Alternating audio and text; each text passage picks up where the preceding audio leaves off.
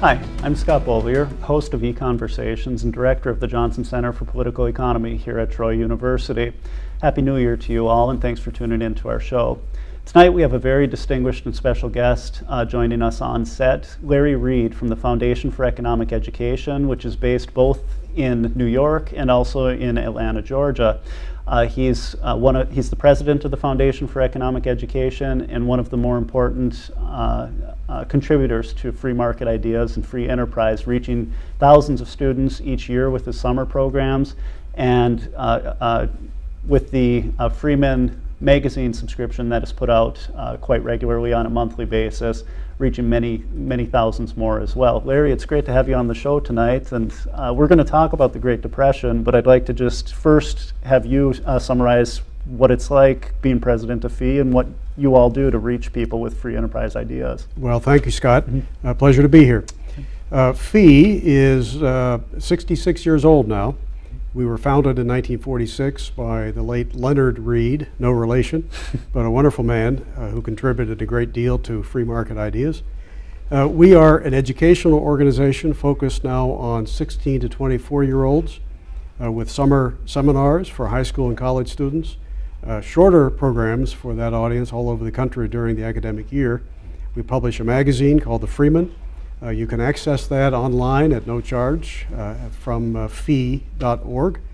And we're committed to advancing free enterprise ideas with a focus on relative newcomers, young people for whom these ideas are relatively new.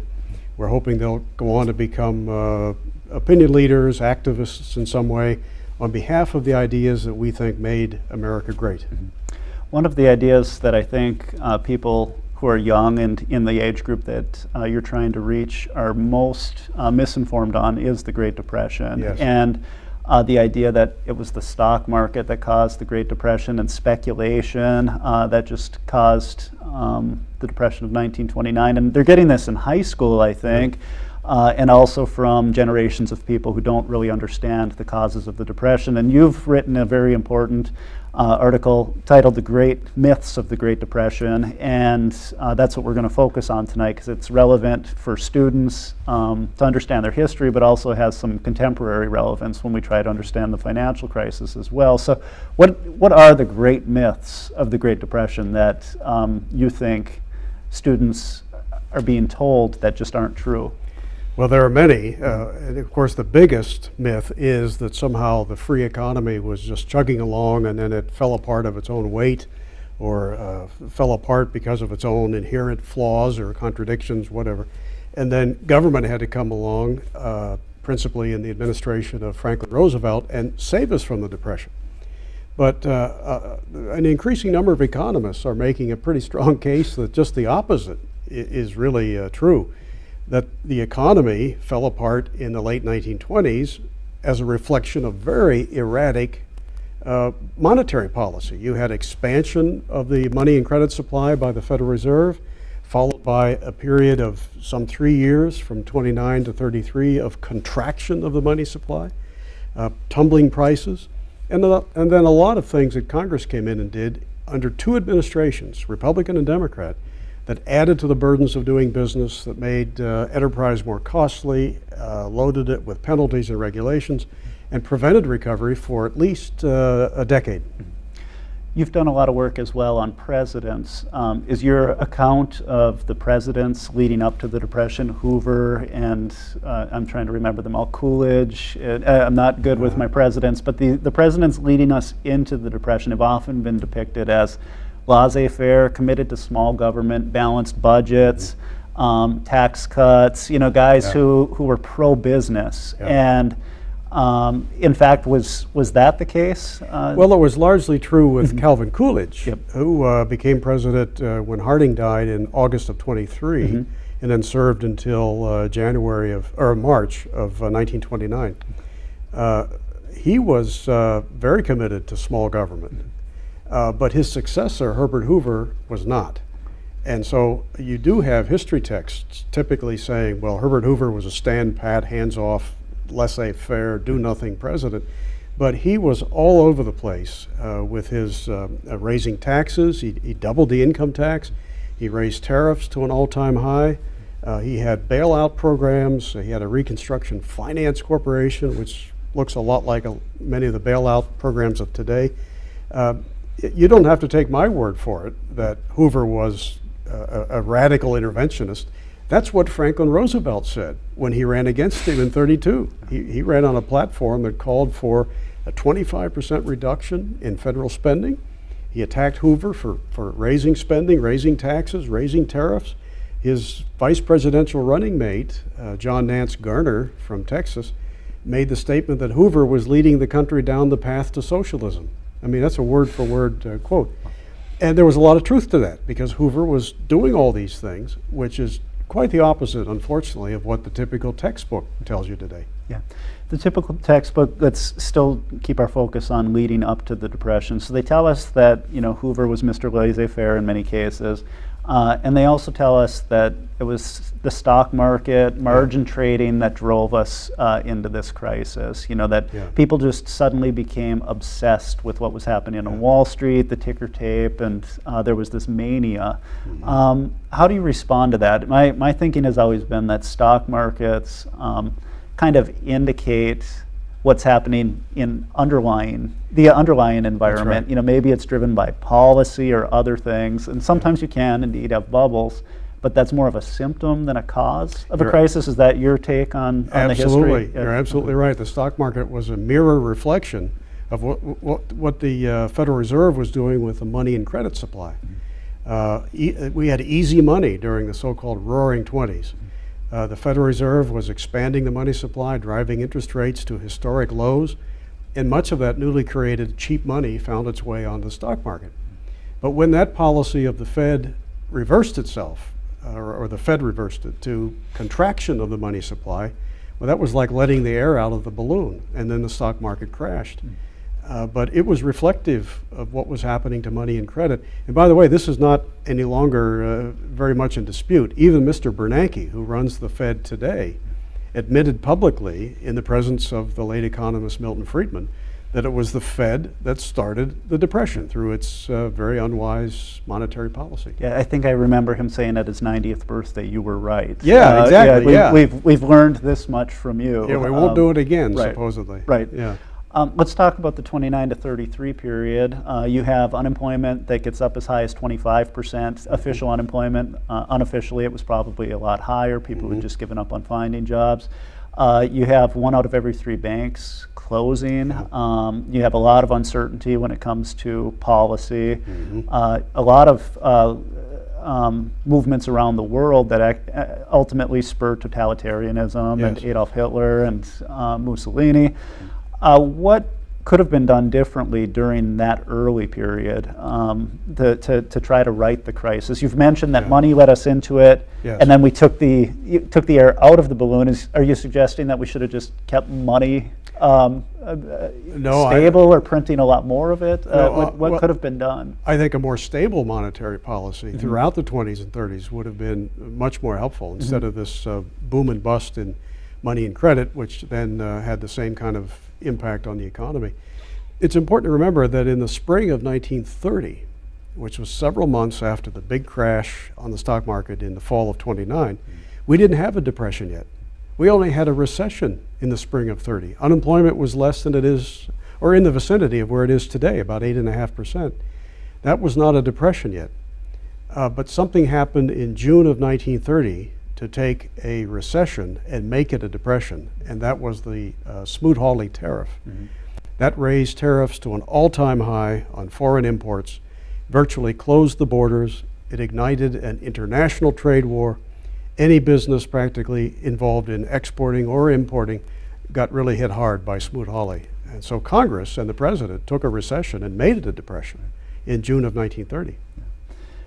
When we get to 32 and onward, we have FDR showing up on the scene, and I think another myth that I've been told and that I've argued with relatives about who really believe in FDR is the idea that he ultimately provided some stability to the 1930s. He at least helped secure a bottom Yeah.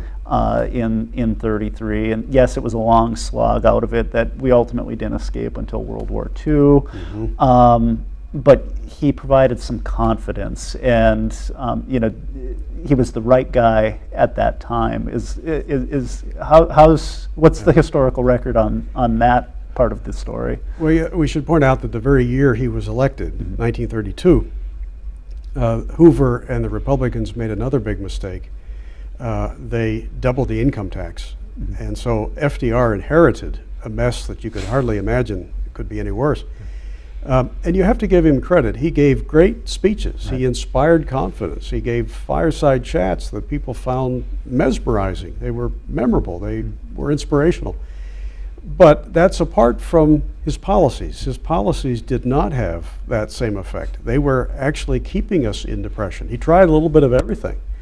But the fact is, on the eve of World War II, unemployment was still in the vicinity of 20%. So he gave great speeches, but on policy, he kept us in depression. Not intentionally, but that was the effect of many of the destructive policies he put in place. When we get to World War II, we have this huge run-up in production, industrial production, and a lot of the data turn around during that period. Is it fair to say that it was the war that led us out of the Depression, or is this another part of the myth? Were there other things finally changing in terms of fiscal policy, monetary policy, that were driving us back onto a recovery? Well, with wars, you often get increasing deficit spending, and I'm not an advocate of deficit spending at any time. But with that deficit spending, you often get an increase in the money and credit supply because the central bank is trying to accommodate those deficits.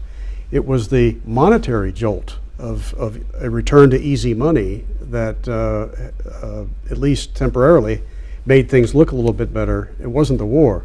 When you think of what is war, war is the destruction of resources. Now, you may have to do it because you're fighting an avowed enemy, but we shouldn't confuse that with economic stimulus. Instead of making automobiles and refrigerators, we were making bombs and tanks and planes. And we took care of the official unemployment figures by shipping 11 million men overseas. But we didn't see an improvement in general standards of living. If anything, they may even have declined. We had rationing and shortages, black markets, until after the war.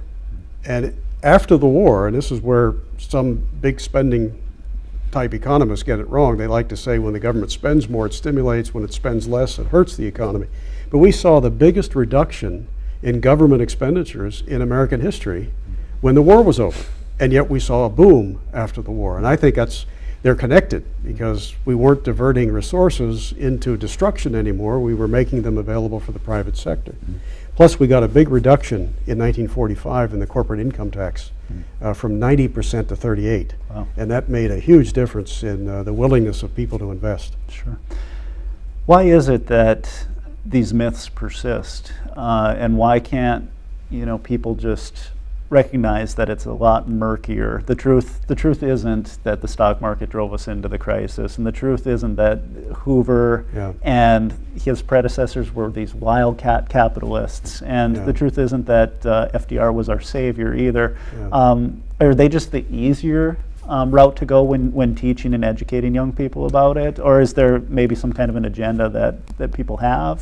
What's driving the myths? I think it's probably some of both. Certainly there has been an agenda. If you're an advocate of more government, then you're going to be more open to suggest that FDR, who gave us a lot more of it, somehow succeeded.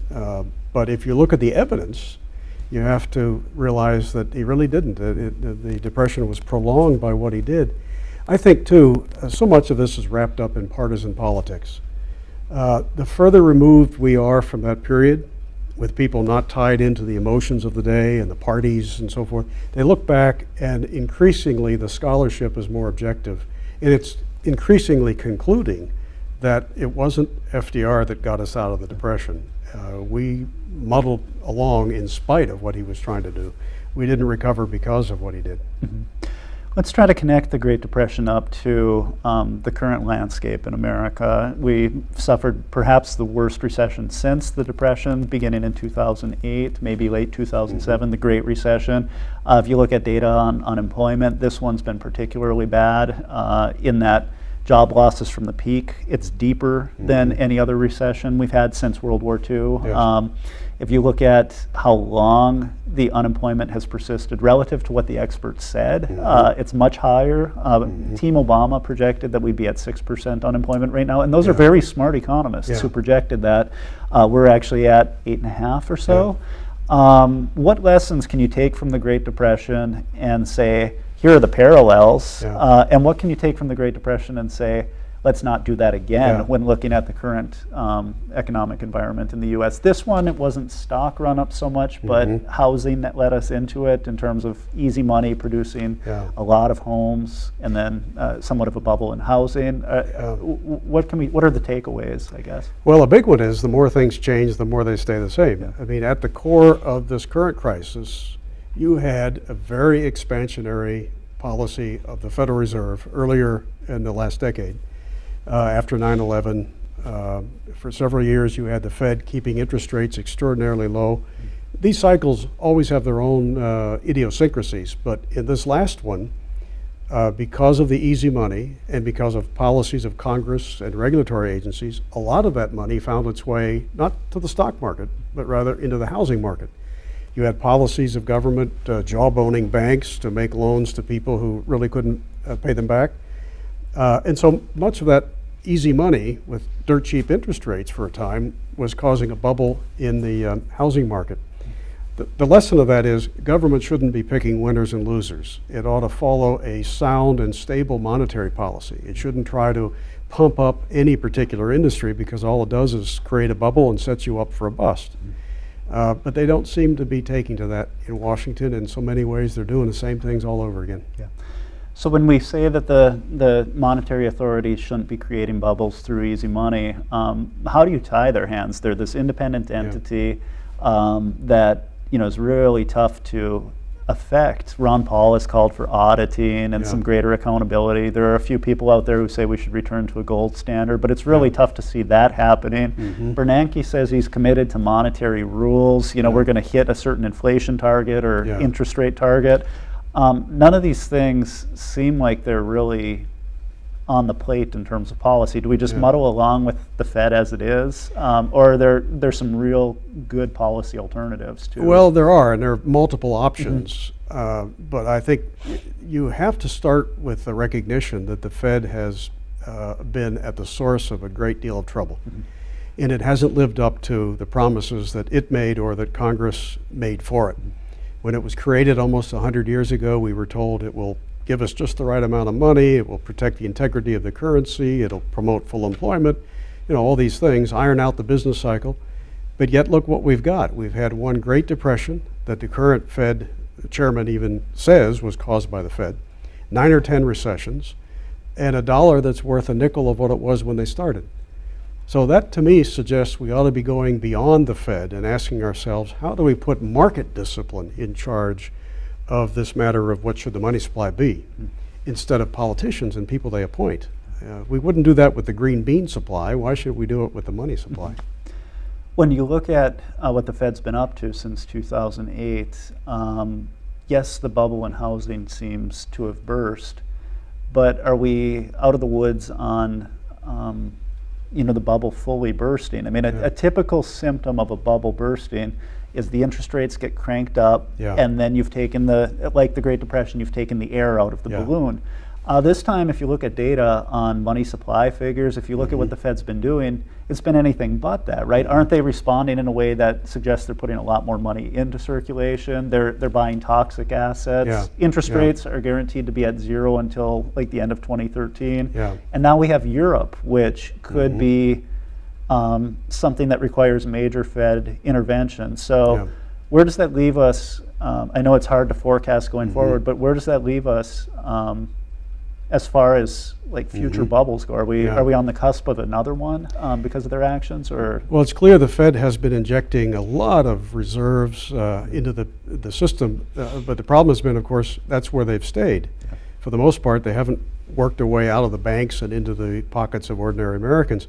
But that's understandable because there isn't a whole lot of confidence for people to want to go and borrow money and then invest it. And that's because of the political climate in Washington as much as anything. Business people, investors don't know, what's coming down the pike, but they have pretty good reason to believe it's going to be higher taxes, more spending, bigger deficits. It's not the kind of environment where you want to go borrow and invest or create a business. It's as if the Fed is trying to create another bubble, but they're sort of pushing on a string, you might say. That's an old phrase that indicates it's not taking. But there are signs now that maybe it is. And so in the short run, we might get a lift. But I worry about what it means for the longer run, that we really haven't gotten off this merry-go-round or this roller coaster of erratic monetary policy. And we're just setting ourselves up for another bust. Business confidence seems to be a theme both in the Depression and today in terms of being a necessity to encourage a recovery. You have investors sitting on cash. A lot of businessmen, who I've spoken with some anecdotally, and you hear this if you just pay attention to the news at all, they're saying we just don't know what's ahead in terms of new regulation, perhaps new healthcare mandates and whatnot. Was there any effort to inspire business confidence in the Great Depression that had any teeth? And now when we look at today, how would you do that besides just rhetoric? What needs to be done to encourage confidence today? Well, in the 30s, FDR had a war on business right up until the World War II began. And you saw that in the form of not only his rhetoric, but his tax proposals. He attacked Hoover for raising the top income tax rate from 24 to 65%, but before he was done, he raised it to 92%. And at one point, he even proposed a 100% tax on all incomes over $25,000. So, that's the kind of environment that just kept business in the doldrums. And you're seeing the same kind of thing with the current administration. They are piling on the taxes and the regulations. I wonder why anybody would want to take a risk right now. If there were one thing that you could do in the way of fiscal or monetary policy to encourage growth right now, what would it be? I suppose it could be a mix of things, but is it regulation that's the big problem, or is it taxes? It's certainly a big one, but I would say the first and foremost thing is to balance the budget, and to balance it not through tax hikes, but through spending reductions. If you could achieve a balanced budget, or at least convince people we're on a path to that within a short period of time, and not through tax hikes, you would do more to create confidence in the future than just about anything else I can think of. And sure enough, if you look at that period at the end of World War II, you have evidence right there, going back in history, of slashing government spending and growth that's actually happening as well. Exactly. Perhaps an underappreciated period in American history, because as you pointed out a few minutes ago, the model right now is that if we dared to cut government spending right now, we're going to choke the recovery. When we slashed spending after World War II, we released those resources from government use for the private sector to put to better use, and it actually was helpful in creating the post-war boom. One other thing I want to just talk about before we go is these ideas of moral hazard and too big to fail. The concern in 2008, the argument really came down to how far could a crisis, or how much contagion is there in the system, say if Lehman fails or if Citigroup fails, versus what precedent are we setting if we bail them out. And this idea, ultimately, the Fed came down on the side of, some entities are just too big to fail, or perhaps too politically connected to fail. Citi was allowed to be propped up. Lehman was allowed to fail. So there was some real problems with the directions they let the two companies go. Is this the new normal for us in U.S. monetary policy and the U.S. economy as a whole? If you're a big enough bank, if you're a big enough company, GM isn't a bank, and they weren't allowed to fail, really. Is this where we're at? Well, today? There's no question if we had allowed failures instead of the bailouts, we'd have had a sharper downturn, but we would have had a sharper response and rebound. Saying that they're too big to fail is kind of like saying you're too drunk to get sober.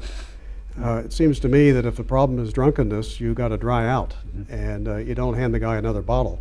And yet that's what this government has been doing. Yeah.